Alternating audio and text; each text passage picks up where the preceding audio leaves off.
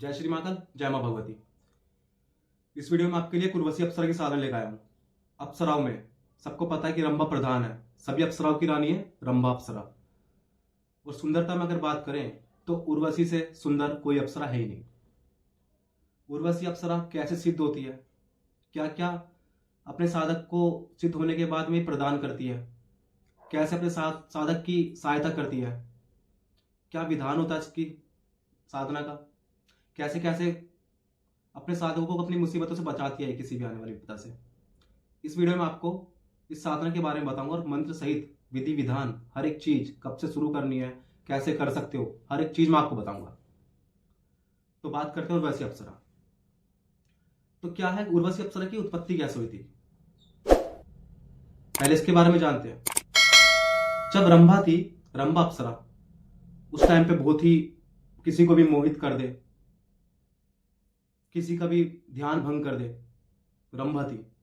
रंभा के खूबसूरती को देख करके इंद्र इतना ज्यादा मतलब कि उस चीज में घमंड आ गया इंद्र को कि वो किसी को कुछ मान ही नहीं देते। तो नर और नारायण ने मिलकर उर्वशी अप्सरा की उत्पत्ति करी, सिर्फ और सिर्फ इंद्र के घमंड को तोड़ने के लिए। ये बातें आपको कोई बताएगा नहीं, पर ये बातें आप जब जानोगे ना अपने गुरु में बैठ के, जब आपके गुरु ही आपको ये सब चीजें बताते हैं। अप्सराओं का जो होता है, अप्सरा का मेन काम होता क्या है, आपने देखा होगा ना पुराने टाइम में जो भी ऋषि मुनि होते थे, जो भी साधना करते थे, साधक होते थे, उन सबके साथ में जब उनकी साधना होती थी, जब पूरी की पूरी जब उनकी साधना बिल्कुल ऊपर पहुंच जाती थी, सब सिद्ध होने वाली होती थी, तो अप्सरा को ही दिव्य शक्ति उनकी साधना भंग करने के लिए, उनकी साधना पूरी ना हो इस कारण से उनके समक्ष भेजती थी, ताकि उनके ब्रह्मचार्य खंडित हो जाए, उनकी पूजा खंडित हो जाए, उनकी साधना खंडित हो जाए। यहां तक कि रावण जब साधना कर रहा था तो रावण की भी रंभा ने एक बार साधना भंग करने का प्रयास किया था, और उस वक्त पे इंद्र की सभा में नाचते हुए ही रंभा को रावण ने मूर्छित कर दिया था। तो मेन काम अप्सरा का यही होता है, किसी की साधना भंग कर देना, साधना सफल ना होने देना, ब्रह्मचार्य का खंडित कर देना। ठीक है।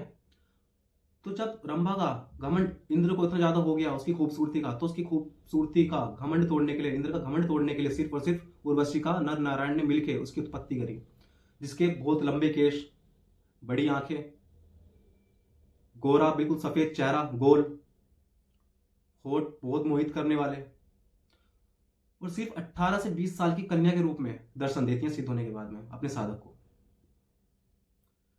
अब इसको सबसे पहले विश्वामित्र जी ने इन्हें बुलाया था। जब विश्वामित्र को पता लगा ना कि अरे उर्वशी अप्सरा है, वो इंद्र की सभा में नृत्य करती हैं, तो जरा यार हम भी तो देखें कि भाई यार नृत्य करते कैसे हैं, हम भी उन्हें सिद्ध करेंगे। तो विश्वामित्र ने जब उनको सिद्ध करा मंत्रों से, और जब उर्वशी अप्सरा उनके सामने आई तो उन्होंने बोला कि हमें नृत्य करके दिखाओ। उर्वशी अप्सरा वहां से चली गई उनकी बातों को नकार करके। तो उसके बाद में अपने तंत्र के बल पे विश्वामित्र ने उर्वशी अप्सरा को बुलाया और अपने हजारों शिष्यों के सामने उनसे नृत्य करवाया। ये बात भी आपको शायद किसी को पता ही ना होगी कि विश्वामित्र ने सबसे पहले उसको बुलाया था और अपने हजारों शिष्यों के सामने उसको नृत्य करवाया था। उसके बाद हमारे सदगुरु गोरक्षनाथ जी ने भी ऐसे ही किया, उनको बुलाया गोरखपुर में अपने शिष्यों के सामने, उनसे नृत्य करवाया था उर्वशी अप्सरा से।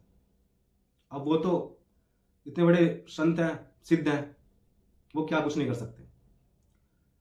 तो इस साधना को, इस उर्वशी अप्सरा को कोई आप जैसा नॉर्मल इंसान, किसने कभी साधना ना करी हो, वो कैसे सिद्ध कर सकता है, ये मैं आपको बताऊंगा। मंत्र विधि विधान सब दूंगा।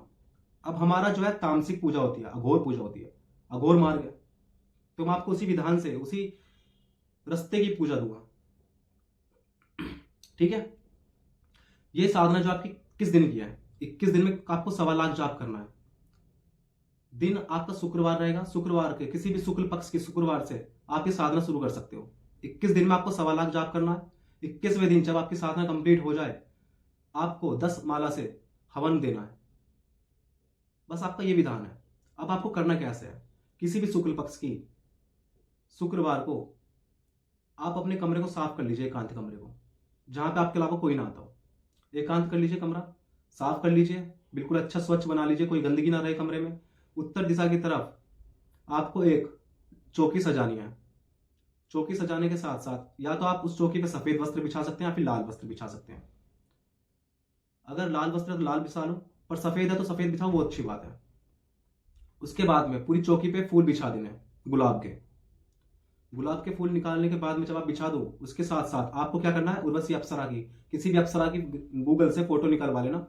अप्सरा को फोटो फ्रेम में करवाने के बाद में उसे वहां पे चौकी पे बिठा देना। ये करने के बाद में आपको जरूरत किस किस चीज की पड़ेगी, रुद्राक्ष की माला हो।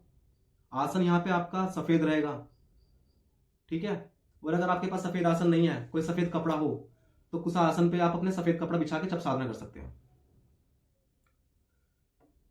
प्रतिदिन। अब इसका भोग क्या है, क्या क्या आपकी सामग्री लगेगी, क्या क्या आपको भोग देना है, वो सुन लो।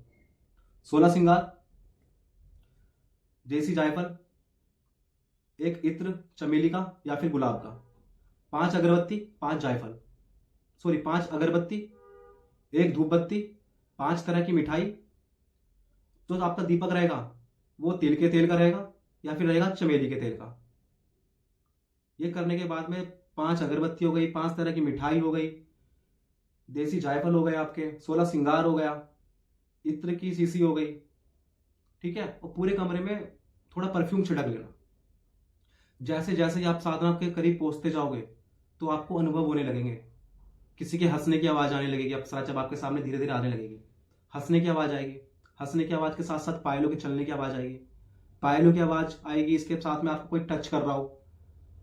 जैसे आपकी साधना होती रहेगी, आपको ऐसा लगेगा 21 दिन से पहले कि आपके बराबर में कोई इंटरनेट बैठी हो, अप्सरा आके आपके बराबर में बैठ जाएगी।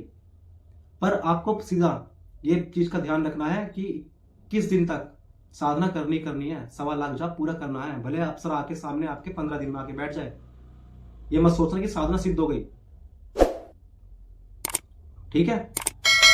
इसके बाद में जब आपसे अप्सरा सिद्ध हो जाए तो आपसे वचन लेगी।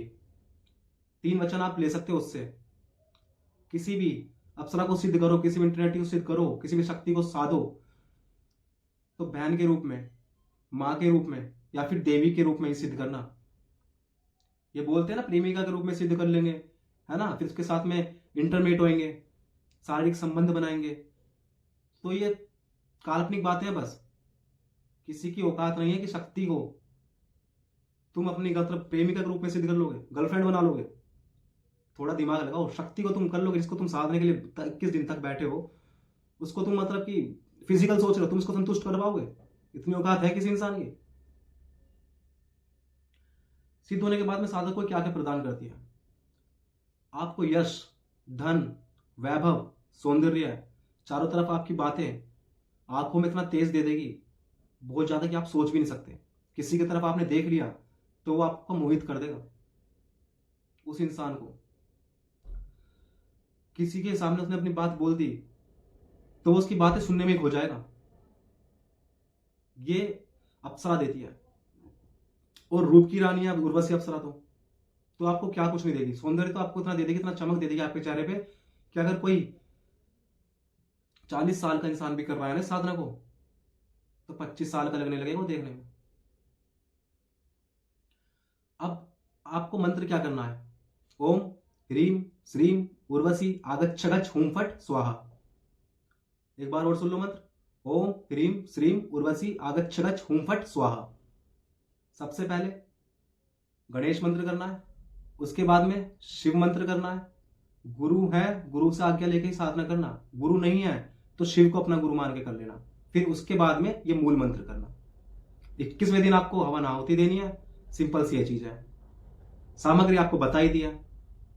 पान का पत्ता, देसी जायफल, अगरबत्ती 5, धूप बत्ती, 5 तरह की मिठाई, इत्र, श्रृंगार, ये सब तो मैंने आपको बता ही दिया। तो ज्यादा से ज्यादा चैनल को सब्सक्राइब करो, लाइक करो, शेयर करो। अब आने वाले टाइम में आपके लिए और साधना लेके आऊंगा।